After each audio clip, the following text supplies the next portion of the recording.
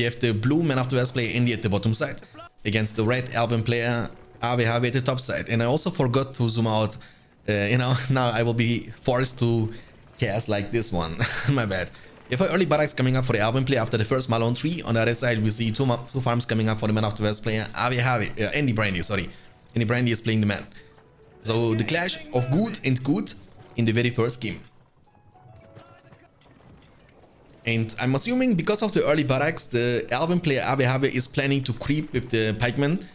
He might be creeping this one right off the bat. But also what you can do is recruit Lothian warriors and go for the attack. Because if you don't know, Lothian warriors are way faster than the soldiers of Gondor. So with that in mind, they can hit and run, engage, disengage whenever they want to.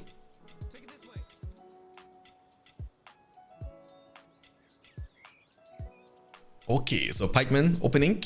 And he will be building up the second Malone 3 right after this one. Dude, I cannot get used to this zoom. I'm telling you guys, you know, because I've been using now the zoom out tool when I'm casting for the past 1 year, and I can really not get used to it. We have an archer range coming up right after for Andy Brandy, and I'm assuming, you know, basically he will be using those Gondor archers to defend himself and the Gondor soldiers to put pressure. But it's very hard for the Man of the West player to break through the defense of Elves, you know, when he has a couple of Lothian archers on the field, it's going to be kind of tough to break through that. And Valenorion for the 8 months. Valenorion, thank you for 8 months, my dude. Valenorion just resubscribed for 8 months. Ahoy. Beyond BFME Fiesta, beyond BFME hehehe, beyond BFME Fiesta. Thank you very much. 1 more month and then our baby is officially born, my friend. Thank you very much for the support. Creeping uncontested. Man was kind of a little bit too slow. He's kind of playing it too passively, which will give RWK a lot of freedom to do whatever he wants to do. And now we have the classical pikeman, creep, Lothian warriors push situation. So 1 sword and 1 pikeman. This is a very strong and reliable, you know, push, because even if the man would go for the cavalry, this would literally counter everything that he has on the field. Little things matter. Welcome to the stream. Biko, welcome to the stream. Major, welcome to the stream, guys. Thank you so much for tuning in. Max. Guys, unfortunately, we have 3 minutes delay in the stream. So with that being said, I'm very sorry that everything that I'm saying to you will be heard from you in 3 minutes later. Yakonic, welcome. And today, boys, just in case you missed the beginning of the stream, today is also a big day, because today we will have the chance to see between the best of 9 in the finals of the winner bracket between Mr. Smog and his opponent Sauron. That's going to be also quite epic, trust me on that one. Farm is going to be taken down, right? Oh, the archers though, the bombard. That's what I'm talking about. Very nice defense. But this one is going to be taken down. That's good though. I mean, it's not the end of the world for Elves, because he was able to destroy 1 farm and also using or forcing the opponent to use the rallying call defensively. And on top of that, he was creeping also uncontested. I mean, man is doing the same thing now, but I think Elves should be coming ahead from this early trade. Now the question is how impactful the counter push from Andy Brandy is going to be. That's the golden question. As you can see, he has not many pikemen, so 1 lancer might mess up this army quite a lot.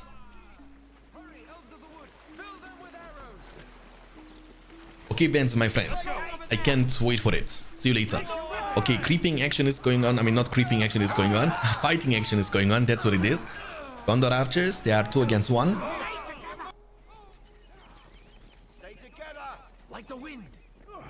You can see, right? The problem is for man that he will never be able to catch those Lothian warriors. Whenever they want to get away, they will be able to get away. Now the commitment on the Malone 3 in the front, and all RW has to do is kill the 1 pikeman he has. That's a very smart move here from RW, because the second the pikeman is gone, the lancer, which is coming very soon from the stable, is going to clean up every single unit here from Andy Brandy, you know? Gondor soldiers and Gondor archers, they don't stand a chance. When, I think after this series, depends how long the best of 7 is gonna take, but it's scheduled like that after this one, we will have Smokey against Sauron. Okay, lots of pressure is going on. He's also moving, microing around. Use bombard maybe. I think you don't want to get into the melee range like that. We have 450 command points available for RWK and 400 command points available for Andy Brandy. So Andy is constantly under pressure. That's a very interesting playstyle from the Elven faction. We don't normally get the chance to see that very often. Elves, they don't normally play this aggressively. They tend to play a little bit more defensively. Fritze, thanks for the follow, appreciate it. We're gonna enjoy your stay, dude. That's why you should not be greedy. You need to recruit some more pikemen, my man. Just recruit some more pikemen. Otherwise, you will get punished every single time.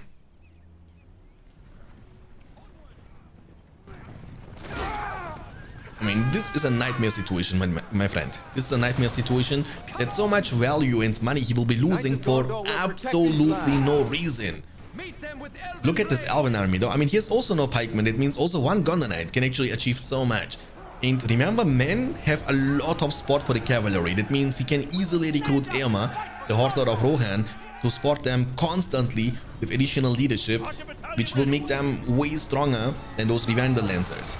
Beautiful, but don't get overcommitted. Nice body blocking here from Harvey with the Rolling Colibas also boosting their damage. The Gondor Knights are now taking too much damage in return, and they couldn't get the job done. And look at the pressure, dude. Look at the pressure. There comes the counterattack. I mean, Harvey has nothing to defend himself with. It means he might be losing 1, 2, maybe even 3 Malone trees from the one single push. But he has so many units being used offensively. Like, look at this. We have around this side Lancers. They will be able to find and see and also take down the farm. Indy should be cancelling that to get the money back. Because if you don't cancel it, you will lose so much money, which is very unnecessary. And he doesn't even demolish it. That means more experience, more power points will be collected by the Elven player Harvey. And also this farm is going to be taken down. What are those archers up to? And Andy is refusing to recruit pikemen. I cannot believe it. I mean, he has 2 Lancers to deal with, and he has only 1 pikeman. That's not enough. And remember, the Rohan Spearmen, they are not the tankiest pikemen in the game. They are dying quite fast, actually, against those Lorien archers. And with that being said, it's not looking good. I mean, that's not a bad push from... Actually, he killed so much too from Ave, but Ave has still 550 command points against 325. It's a massive lead. That's the only farm remaining. I mean, he has 2 farms basically. This farm, or let me check. Yeah, he has 2 farms. Or no, he has actually 1 single farm. Yeah, that's the only farm because it's level 2. He gets 75 from this one. His command points capped. His money is not looking good. We have 625 command points in total for Ave. That's a massive lead. More than double the command points available for the opponent player. Indy was playing it too slow and kinda underestimating the cavalry from his opponent. That's the reason why he's falling apart. I mean, that's a very strong combination, right? Peter, welcome. It's a very strong combination, boys. Mist is available for Ave too, just in case there might be a huge fight, which I don't think is gonna happen. I mean, Andy has not much left on the field. Take a look into the minimap, guys. You know, the map is looking red to me. One trample, just trample them down, doesn't really matter. The Rohan Spearmen, they are kind of pleb. They are so pleb against Lorien archers, you know? They die so fast. Oh, missed, but after all the archers got cleaned. But it's okay, because he will get more and more reinforcement now. We have the Lone Tower special summon for any Brandy, but he has no archer or rangers to put them inside. You know, that's the problem. In Gondor archers, they are not dealing as much damage as those rangers. And he's gonna call it, boys. And that's it. The very first game, man, has been defeated and Elves are victorious. We have the red Isengard player, Ave at the top side, against the blue Elven player, Indy Brandy at the bottom side. Good against evil, El Clasico.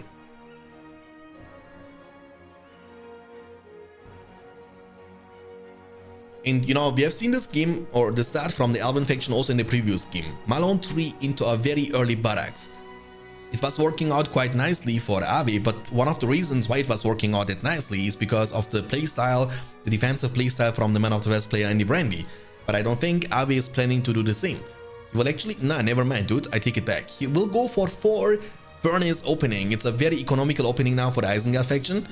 And where is actually Isengasm when we need him to see this matchup? Smoky, welcome. Okay, so Pikeman opening. He might creep this Warclair or the Troller. He has many options because he won't have any units to fight against anytime soon. Ave is not building any production building yet. He's going for the Furnace number 5 and eventually a Furnace number 6.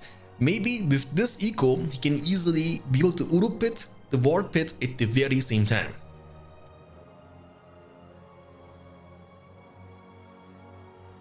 Pikeman, oh, there is actually a creep behind your base, right? So yeah, easy creeping for Elves. I don't even think that you need to start with an early barracks for that one.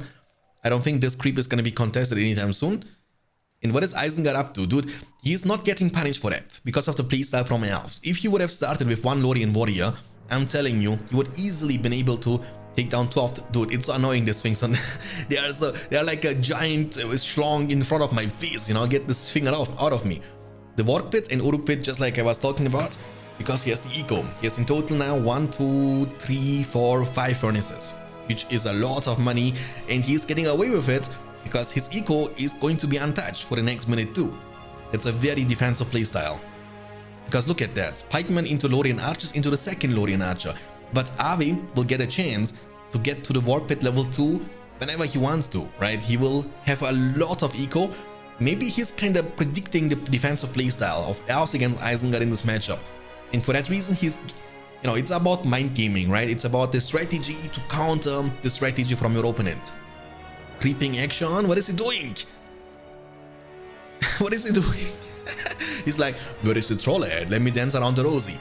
Oh, the troll is gonna punish him though. Red, thanks for the follow, appreciate it. Hope you're gonna enjoy your stay. Thank you, and welcome. Oh my goodness, boys. The troll is... Oh, he has to use running call for this one. He's like, oh my goodness. Dude, the troll almost killed the full battalion of the Miflon sentries. That's so unfortunate. In the meantime, Avi is creeping also. You can see this playstyle is a little bit slower in terms of the speed of the punishment of the eco, you know, of the eco warriors. And they're still building up an army, you know, creeping a lot to get additional money, command points, and also power points collected. So far, nothing got killed or destroyed from the opponent player for both the players.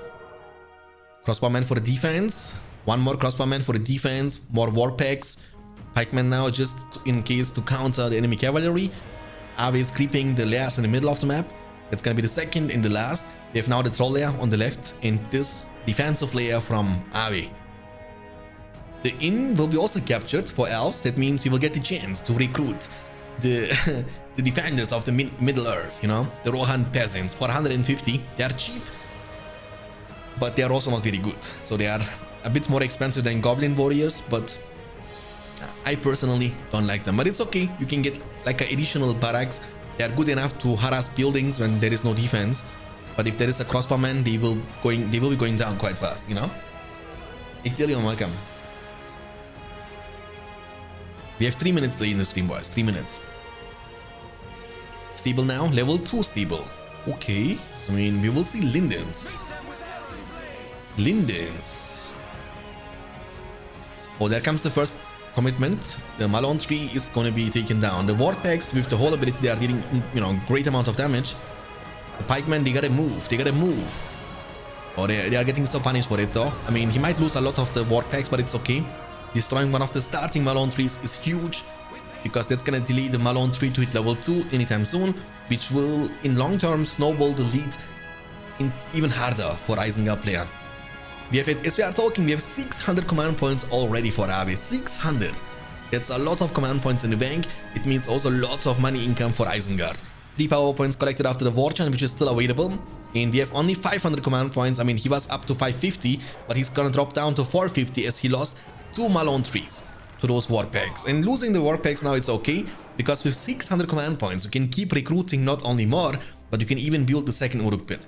And recruit the fighting Urugai himself, Lords. You do what I say. Elves are struggling, and Andy does the same thing what he did in the previous game. He's in a defensive situation in which there is no threat on the Isengard player Avi. He is not about to lose any of these buildings, and Lourdes is an incredibly skilling hero, right? Lourdes will get level 5 and has leadership, which means those crossbowmen, those Uruks, those Uruk pikemen, they will be even harder to be taken down. They will be hitting even harder, and you will get outscaled. Heroes are a great investment into the mid to late game, so the earlier you get Lourdes, the faster you will become stronger. And even if you go for your own hero later on, like Haldir for example, Lourdes can easily cripple him and take him out. That's why Lourdes is one of the most cost efficient heroes in all Battle for Middle-earth games.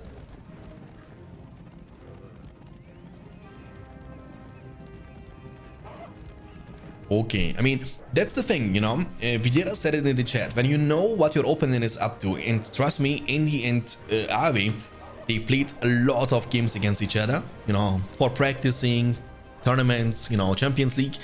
And if you do always the same thing, you are so predictable. That means your opponent might create strategies just like specifically against you. And I think that's what is happening in this game, especially in the early game. Furnace is going to be taken down. Rallying Call is active. Isengard is holding on the war chance. 6 power points collected for Elves. He is up to 475 and Isengard is at 500. Isengard is command points capped though. He cannot recruit any more units in it time soon. He has in total 2 Uruk pits, 1 war pit level 2 and 1 class hitting level 1 for the Weidman of Dunhand. And later on he might get the Gollum. Look at this, boys. Sneaky little hobbitses. Hey Brandy, welcome.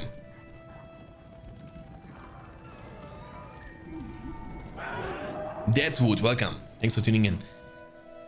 Oof, I mean, you know, he's kind of retreating and now Isengard can punish him for that. Because Isengard was waiting patiently until the rallying call is off. Now he has a buff advantage and yeah, buff advantage in this game is huge. He has also Lords in there, right? So yeah, Lords will level up like crazy. Level 2 is already a huge power spike for the Carnage. The Malone 3 level 2 has 0 protection, will be definitely taken down. I mean, he has only 1 Linden, right? And what can the 1 Linden do against such a reckless heat? 2 Lindens. Oh, they are dying so fast. Oh, the Vork Riders! Oh, we have Arwen, the wife from Aragorn, Arathorn's son. Lords is just level 2 in a second. I mean, that's a good situation for Elves to fight. I mean, that's the best situation when you have no buff. You wanna ideally fight around your fortress, but even here, as you can see, the buff is out damaging everything. 50% more damage against 0% more damage is a huge differential.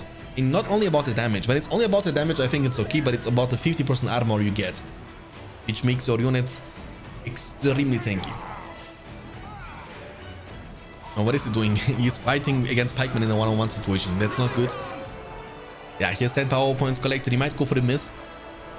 The Malone trees are falling apart. And Andy Brandy, once again, for the playstyle he had in this game number 2, just like in the game number 1, is gonna be punished with a loss as the fortress of Elves is falling apart. Lurtz is throwing his sword, using Carnage, getting into the red tomato form. Mist is gonna be used to debuff the enemy units, but it's okay. Lurtz is not affected. The mist doesn't affect heroes, so you cannot make Lurtz weaker. That's not possible. Arwen cannot do much besides watching and observing from a safe distance. She decides to get dismounted because she wanna be only mounting Aragorn. No, I'm not gonna say that. Okay, Arwen is throwing the sword. She's going inside the jeans. Can she do it? She is not very strong. When she gets level 6, maybe with the flood, but until then, I don't think it's gonna happen. Maybe it's a little bit overcommitment, because once you kill the pikemen, I don't think the crossbowmen are gonna do anything about that situation against the fortress. So Lurtz is fully committing now. Arwen is getting shot in the face from the crossbowmen, but the lancers are cleaning up the crossbowmen behind. That's good. Lurtz is gonna die. Lurtz is gonna die. Lurtz is gonna die. Oh, Lurtz is dead. Arwen is still the Attilas, but it's okay, because now there comes the other reinforcement from Isengard. And the commitment on the fortress never ends. And remember, that's the Elven faction, not the Man of the West faction. Oh, he's saying, please go down, and it's gonna go down indeed. It's gonna go down, you know, you have no rebuild, you have no snowbind, there is nothing you can save.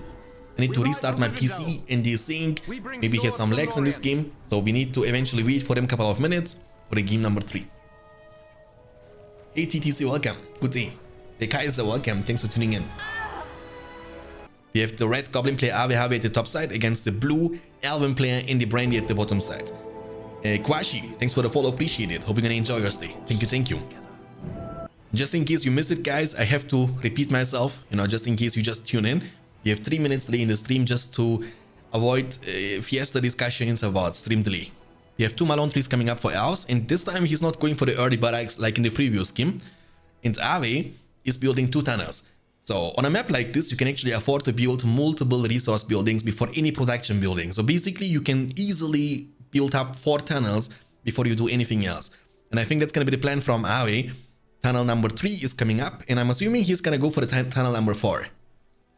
And remember, the meta has been changed. So basically there is no more goblin spam happening.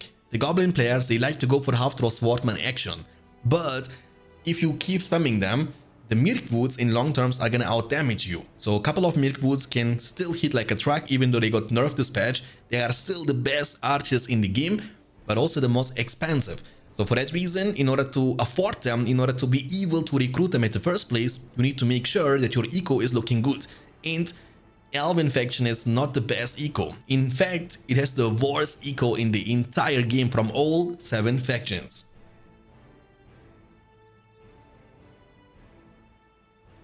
Mr. Balin, welcome. So we have 4 Malone trees into the stable opening, and he will be building up the barracks right after that one in front of the fortress just to make sure it has some protection. We have in the meantime 4 tunnels opening for goblins, and now the question is the spider pit.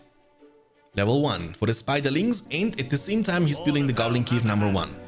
So spiderlings on a map like this, they are quite sneaky, they are fast, they are mobile, they can hit and run, they are dealing great amount of economical damage, they can take down Malone trees in a few seconds.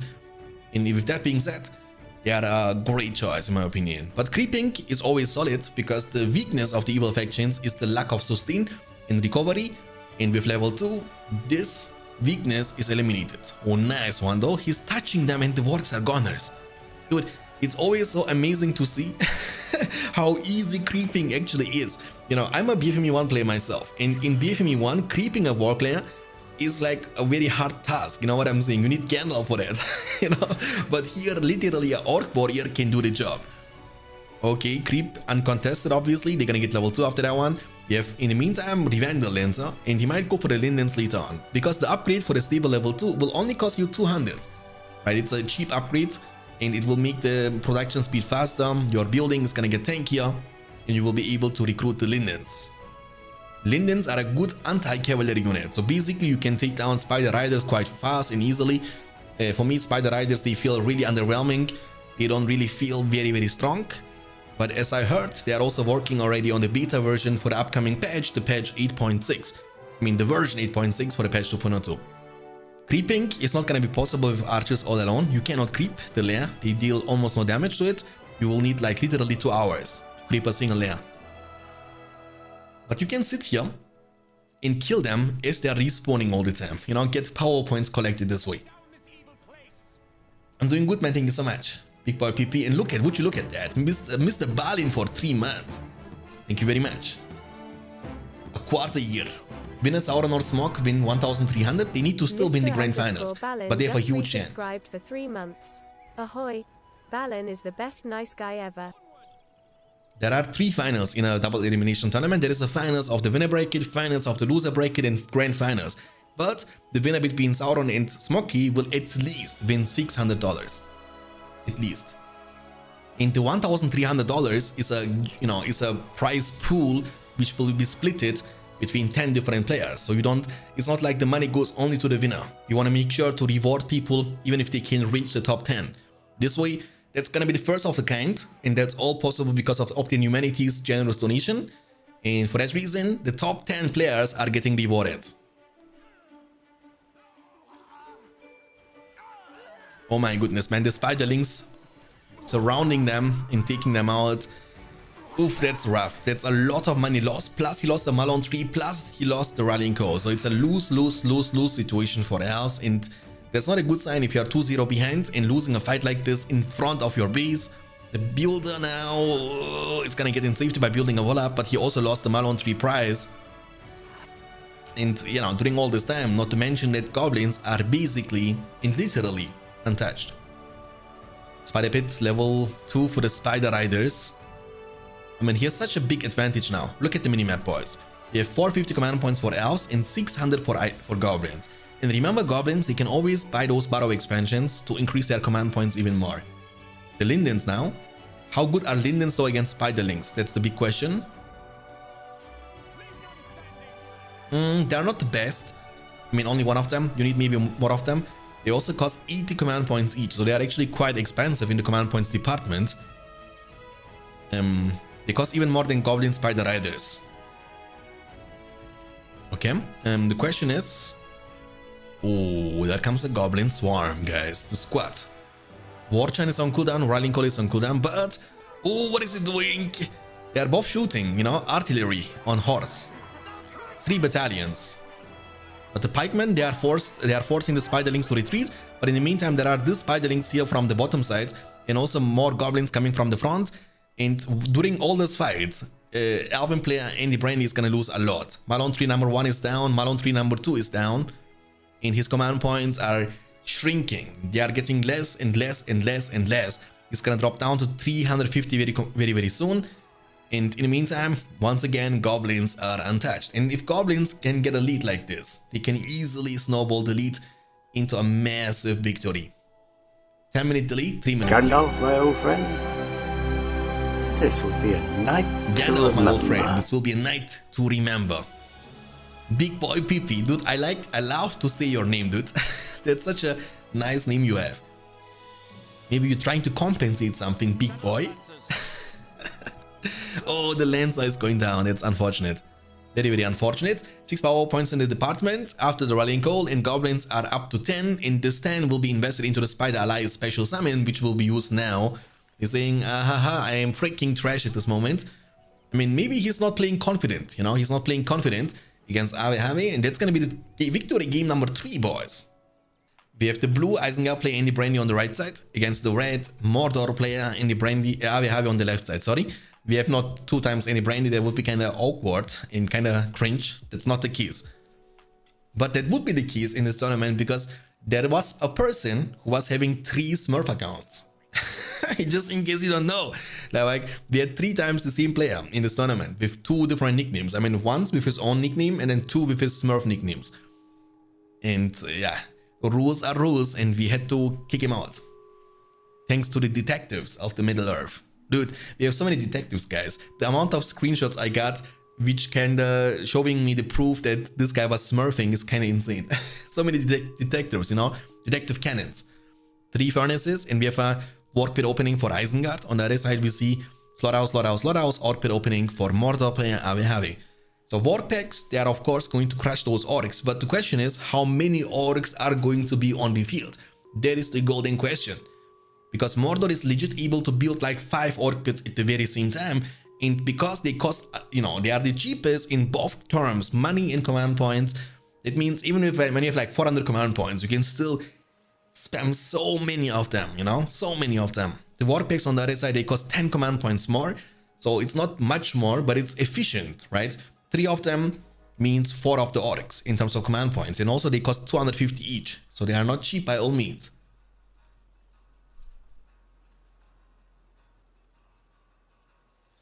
Maybe Ghost versus Mario after? Yeah, we can do that. I mean, it looks like that Sauron is not around yet. We might actually leave the finals for the last game. I don't mind. Depends on Sauron if he's around or not. We have Crossbowman opening now for the Uruk Pit for defense to deal with orcs, because he's planning to use those Warp Packs offensively. Talking about the Warp Packs, where are they? There's a builder doing nothing. Orcs are sneaking all the way through the bottom side.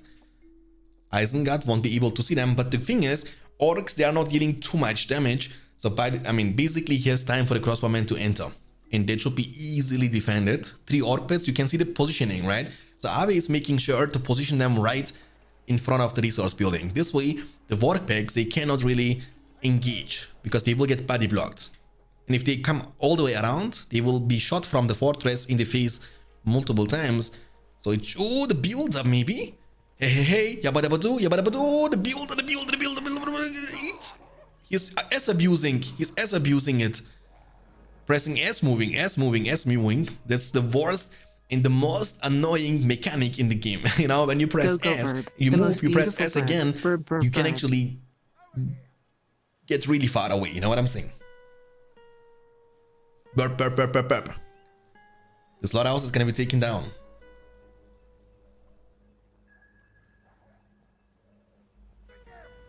Nice. Oh, the orcs, dude. the age of Uruks is over. The age of the Orcs has come. They have even the Horde bonus. They will be dealing 25% damage. And by the way, guys, keep in mind the amount of damage boost you can get on your Orcs and on your Black Orcs is insane. The Horde bonus, the Bloodthirsty. Oh, the work. Did you guys see that? The work packs they run into, they got crushed in 0.2 seconds. If you blink, it's too late. Don't blink or you will miss it. The burst damage, the surrounding damage, the clump. Oh, they are coming, boys. Now, Gimli would say, let them come, but Gimli is not on the field.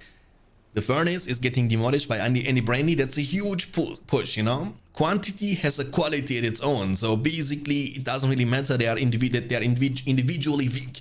I can't even talk, but when they are in this size, they can still do a lot of work for you.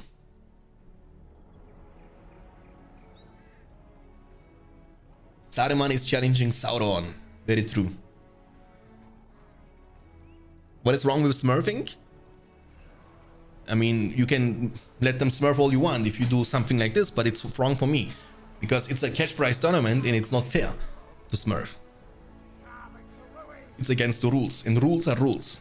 The furnace has been still taken down. 300 command points for Isengard, 350 for Mordor. We have a lot of orcs coming, but the pressure on Isengard is real. There is zero counter pressure on Mordor, you know? He was trying to creep, or, you know, he was trying to pressure him, but it's like, how can I say? It's like a circle in which Andy Brandy isn't really able to break through, you know what it's hard to explain, but he's struggling now in the past 3 games for the exact same reason, you know? He's always turning into like a defensive situation in which Ave can abuse the fact and, you know, grow rich at the very same time because there is not enough counter pressure, there is not enough punishment. So normally what we see in most situations is the player is defending, but then the second the attack is defended, he's gathering all his army and going for a massive counter push. And I think Andy couldn't manage to do that, what I just said, one single time in this tournament so far in the series. Cody, welcome. Flashboss, welcome. Thanks for tuning in, guys. Appreciate it. Haradrim Palace level 2 now for the Haradrim Lancers very, very soon. And might even recruit some Haradrim Archers later on. I mean, Mordor has so many options. That's why I personally believe that Mordor is just too good in late game. You know, you have 3 flying creatures. You have very, very strong archers with fire arrow from the same building. You can, you know, get banner from the orc pit. That is... like, basically you can get catapults, black riders, mumikils, trolls, drummer trolls, attack trolls. Like, think about the opportunities you get with this faction versus a faction like, for example, dwarves or men, you know, or goblins. There you have like a lot of limitations.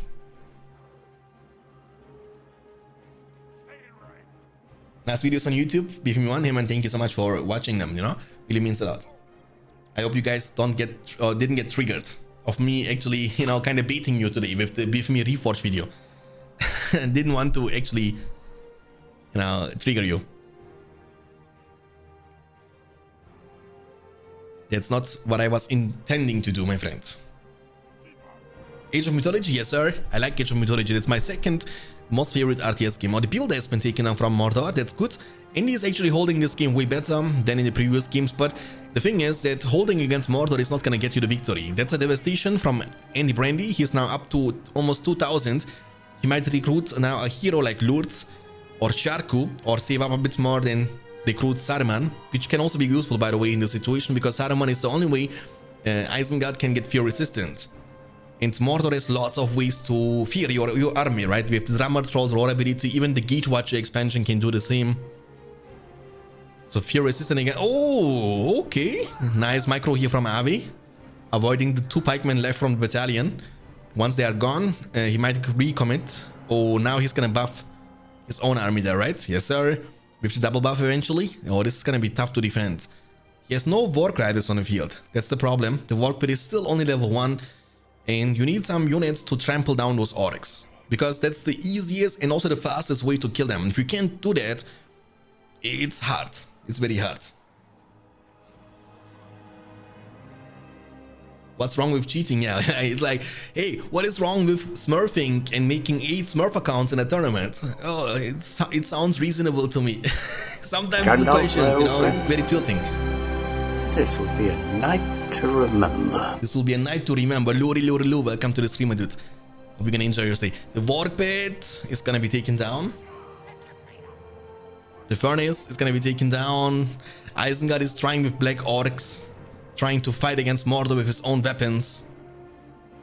The Ballista expansion, the Tower expansion, all the money is being invested now into the defensive expansions around the fortress. That's pretty much all the money from the devastation he has. And still no Lords. I mean, Lords is key. Let this be the hour when we draw swords together. Let this be the hour when we draw the swords together. Kritos379, thanks for the follow. Appreciate that. Really means a lot.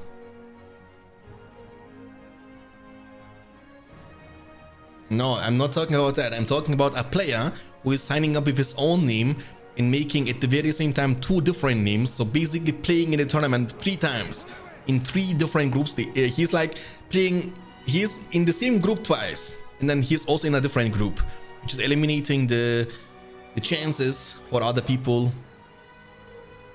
to succeed and, you know, get ahead. And even when you are smurfing, when for example Mr. Smoke is not signing up with his own name and then he's smurfing with a different name, it's also not allowed. It's just against the rules. That is what is wrong. I mean, the question should not be what is wrong with smurfing. The question should be what is wrong with not smurfing. You know what I'm saying? We are the Dark Lord's hammer.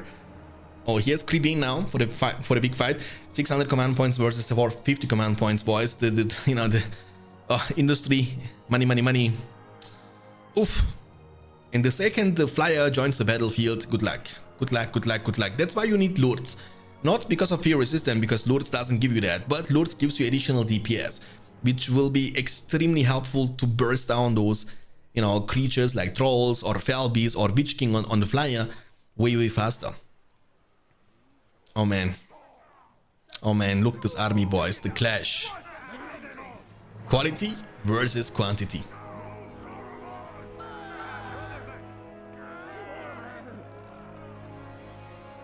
Slovakia, dude, you see Slovakia, my friends. Perk, sorry for that one, but Andy doesn't have a good time today.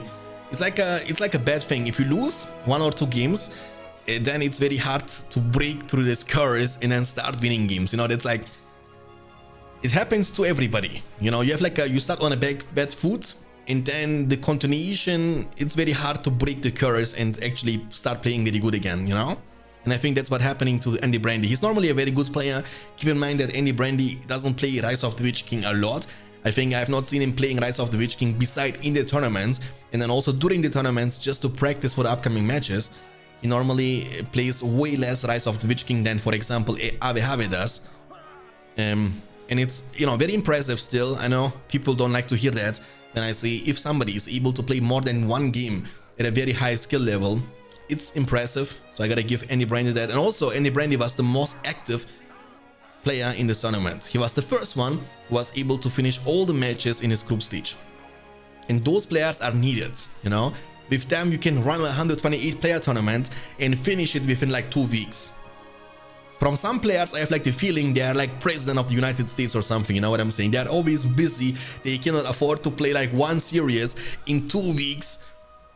You know, how busy are you, my dude? 5 power points collected, 400 command points available, 925. Okay, dude. Ave is on fire.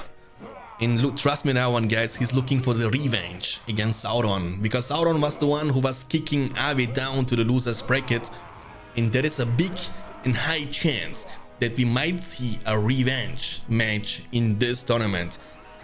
That's why we have double elimination tournament, because in this tournament you can still get your redemption, you know, find your revenge against the player who was eliminating you the first time.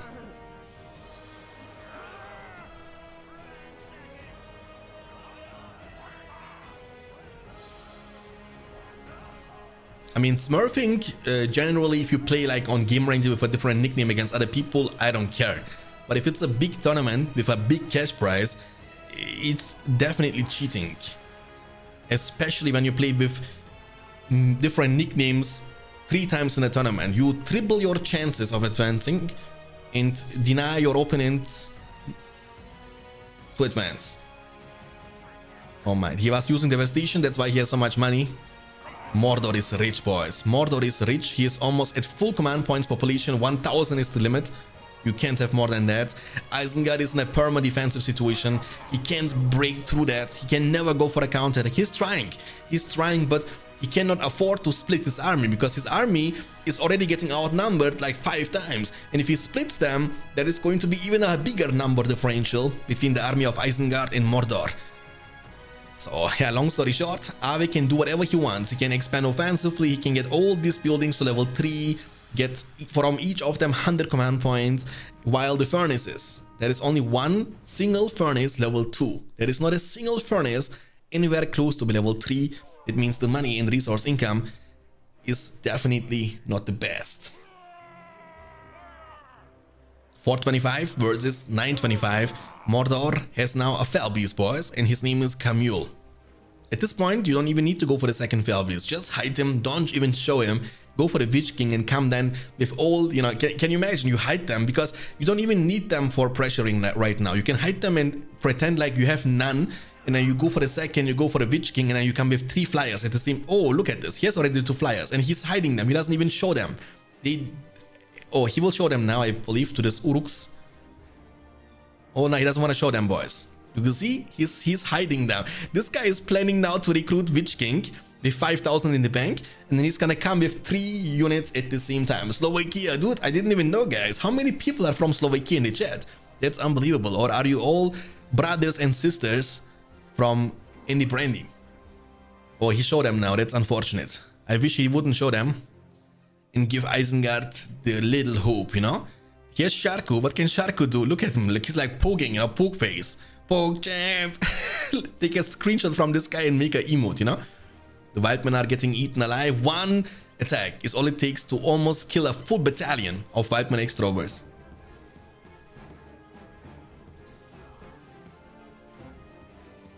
Oh, Falcon is subbing to the channel. Falcon, my man, thank you so much. X the Falcon just subscribed. Welcome to Beyond Standards crew. Oh, my Turkish brothers and sisters are sporting their countryman. Thank you very much. Appreciate that. Really means first Barin, then you. Thank you, thank you. Okay, guys, we will very soon have the Witch King of Mordor. It's about time. He's recruiting him as we are talking. He has almost a Worm special summon too. I don't want to miss. I wish Rise of the Witch King would have some animations also for the expansive heroes like Witch King and you know, I don't know, like Gandalf. When you recruit them, just like BFME 2 does, because BFME 2 went to the next level. Those things, they are very good for casual players. You know, they are kind of more attractive, you know, more eye-catching, and I like them, and there is no reason to not implement them. They are just so very good. Like when you recruit Witch King in BFME 2, this thing turns green, shoots like a green light to the sky, and then the Witch King is coming. But here is like when Frodo Baggins is being recruited, you know? So we have 3 flying heroes, boys. You know what's up? Look at them. They are coming, boys. They are coming. The Nazgul. You have trouble against 1. It's hard versus 2, but against 3 at the same time, it is impossible. And that's the power of Mordor in the late game. That's what happens if you cannot defeat Mordor early game. If you let Mordor snowball the lead, they can easily even take down your fortress. 3 of them. Witch King is not very tanky. I mean, they are not very tanky against structural arrows. There is also 1 Wildman Extrovert shooting them down, but it doesn't really matter anything. 3 are still enough to finish it off. Witch King is tanking it like a boss. Just attack, keep attacking it. Dude, actually the fortress is kind of murdering them, what the heck? Yeah. 3 Nazgûls to rule them all. And the fortress has been destroyed. He got 3 levels from it. 3 levels from destroying the fortress. And he's gonna call it GG. And that's a 4-0 clean victory for Ave from Turkey, boys. GG, well played, well deserved the victory, and he's gonna face against Fairy in the next stage of this tournament.